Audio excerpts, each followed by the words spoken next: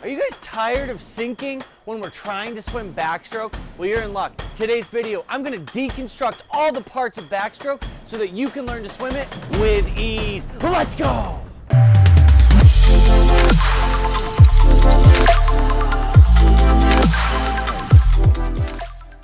Alrighty guys, Coach Steph is just going to give you an example of just how awesome he is at this stroke.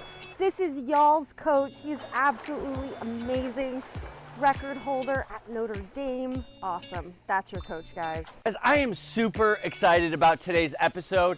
I was a two-time school record holder in backstroke events at Notre Dame. This is my passion. It's what I do. And I'm gonna give you all the information that I've accumulated over my lifetime to make sure that you are a successful backstroker. Here's how we're gonna go about it. We're gonna break this video down into 6 parts. Step number 1 is relaxation. Step number 2 is breath control. Step 3 is our head position. Step 4 is our arm movement. Step 5, going down the body, is our kicking. And then we're gonna put it all together so that you can crush backstroke every time you get in the pool. Let's go. Guys, if you're new to the channel, relaxation is the foundation of all aspects of learning to swim. So it's no different.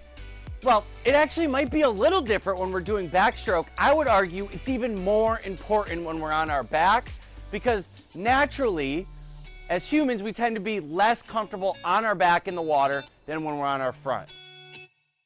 So this step, the first step, relaxation, is more important. So I want you to really focus in and make sure that you're 100% relaxed before we do any movement in the water on our back. Here's what I would like to see.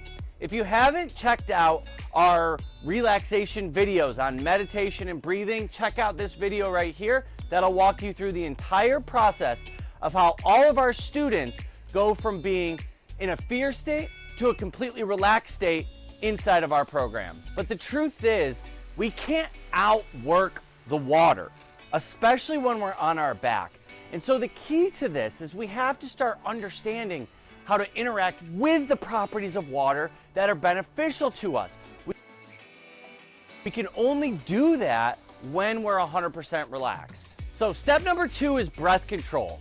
And this is a really interesting one as it relates to being on our back. This is one of my favorite steps to teach to all of our students because most people come into the program with a skewed understanding of how we actually breathe on our back. You see, it's kind of a known thing when we're on our front, let's say swimming freestyle, that we want to get into a rhythmic breathing.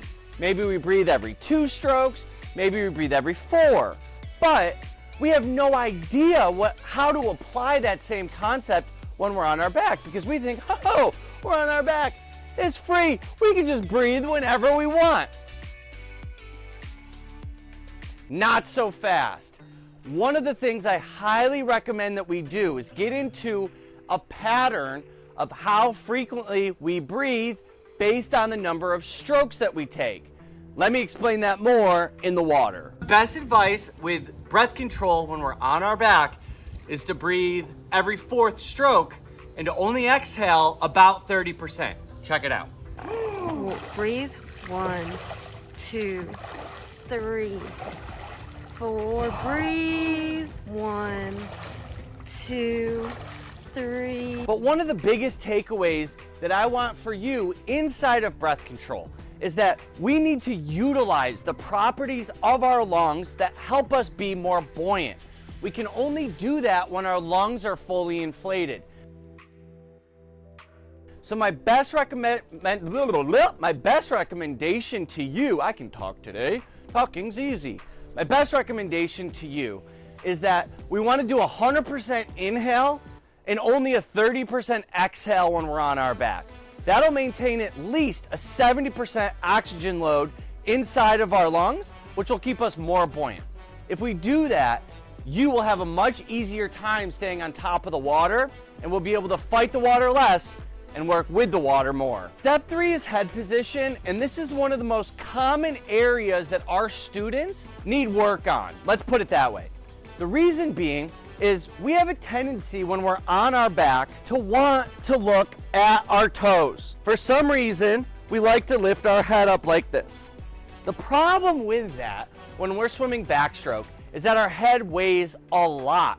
And when our spine is out of alignment, that puts a lot of pressure on the rest of our body.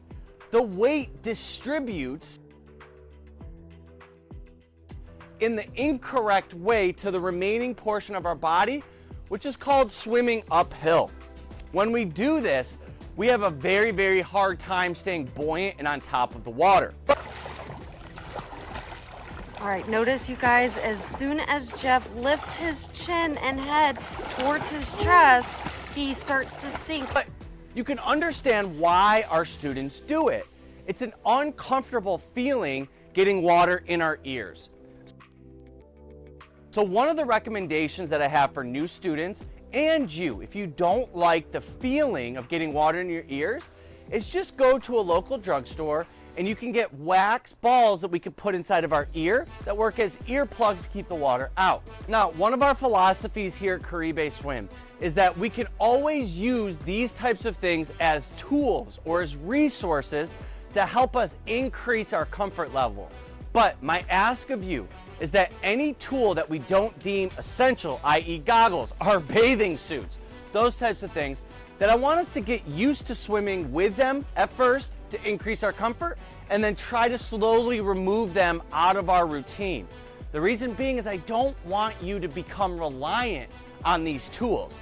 I just want you to get more comfortable through their utilization. So the idea with our head position is that we're looking slightly behind us. This is really one of the only times in swimming when, as we're actively swimming, our spine is out of alignment, but we're gonna use it to our benefit. You see, when we look slightly back, the weight is able to hold our head almost like a pillow. And so it doesn't distribute that weight to the rest of our body, which makes it much easier for us to be buoyant in the water. All right, welcome to arm position. I love this part of the backstroke curriculum for our students because that's, again, tough to talk today because I think it's the easiest one for us to get the most correct. And there's really three parts to successful arm position. Number one, when our arm comes up, we want to have a straight arm. Now, what I love to have our students do is pretend like you're aiming down your arm, okay? We don't want any bend in our elbow. One of the most common mistakes I see new swimmers make when they're practicing backstroke is they like to bend their elbows like this, okay? We want to avoid that. Instead, what I'd like to see you guys do is have your elbow come straight up, your arm comes straight up, and then we have a slight rotation in our hand. So as our hand comes out of the water, our thumb is up, and as it reaches halfway, we rotate it so that our pinky comes and enters into the water first. Part one. Part two is, where does our arm enter in relation to where our head position is? And so we can either be way out here. Jeff is going to demonstrate what happens to a lot of new students who are going out too wide with their stroke and they're not coming in quite enough. This can put a lot of pressure on your shoulders, and also the stroke won't be nearly as efficient. We can be over the center line. But Jeff is now going to demonstrate what happens when we cross our arms over too far in an overcorrection to going too wide. This also puts a lot of pressure on your shoulders, creates inefficiency in your stroke, and you're also probably getting water on top of your face, which will also be uncomfortable for some. Okay, or we're right in by our head. And the right answer, or the most efficient way to swim backstroke, is to have our arm enter right in by our ear like this. Next, Coach Jeff is going to demonstrate perfect arm position where he's aiming down the straight arm, putting it right back in front of his shoulder, not too wide, not over crossing. It is just right. Now, I think for this curriculum and more of our Learn to Swim 101 programming, I don't want us to get too caught in the weeds with what we do once our arms are in the water. But generally speaking, on our back, we want to have our arm go in the water, and then we want to push the water back down towards our feet, okay? Anything beyond that, I think, is getting too technical. But one more time, our pinky enters in by our head, and we push the water down to our feet, right? And that's the process of swimming. We want to move water from one direction to the other so that we can go forward. And that's how we do it in backstroke. Oh, buddy, kicking. This is the part that I wish just sometimes didn't even exist inside of backstroke because we overthink it all the time. So here's my best recommendation to you. You, the one watching this backstroke video, because you're gonna be a champion backstroker. I want you to not kick when you're swimming backstroke.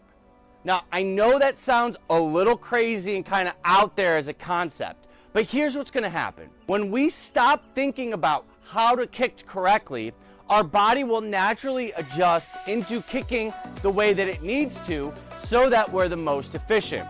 You don't believe me? Give it a try and see how it works. And leave a comment in the comment section. I'd love to hear from you. But some of the more common mistakes that I see out of our new students are an overly bent knee where we're pushing the water.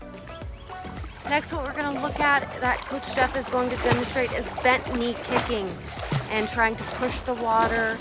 This creates a lot of tension and lack of buoyancy on our back. And kicks that are just way too big inside of the water. And the reality or the truth of the matter is that when our kick is inefficient, it does nothing but hurt us.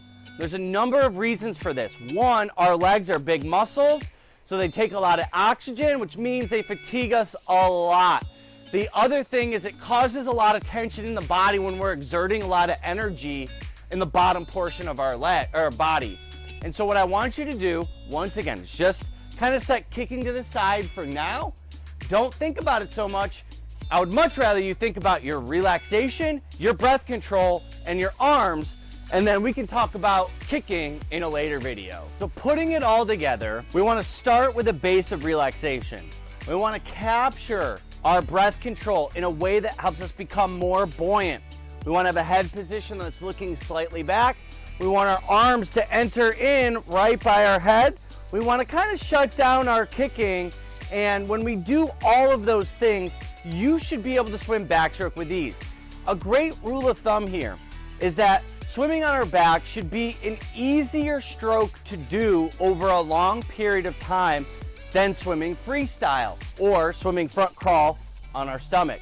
That's kind of our guide. And so if you need more support getting to that part, click on the link in the description below. We are registering right now for our 30-day Learn to Swim Accelerator program where you are guaranteed to swim 25 yards with 4 fresh breaths in this 30-day process.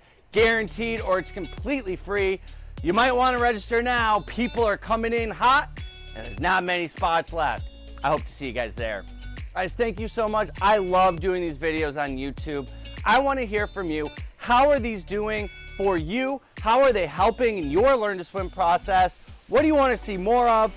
What can we do better? I want to hear from you on all these aspects. Leave comments in the comment section below. Guys, I look forward to seeing you in the next one.